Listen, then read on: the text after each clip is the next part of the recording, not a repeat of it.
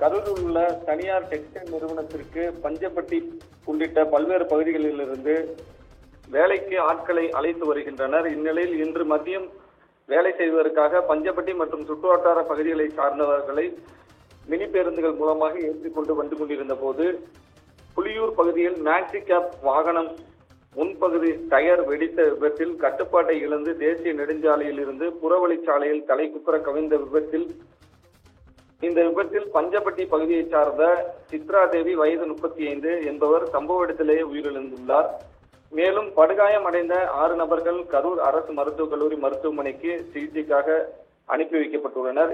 இச்சம்பவம் குறித்து பசுபதிபாளையம் போலீசார் வழக்கு பதிவு செய்து விசாரணை மேற்கொண்டு வருகின்றனர் என்பது குறிப்பிடத்தக்கது. இந்த விபத்து காரணமாக அந்த பேருந்தில் பயணித்த பணியாளர்கள் கண்ணீர் அழும் காட்சிகளானது கதற வைக்கும் நிலையாக உள்ளது என்பது குறிப்பிடத்தக்கது.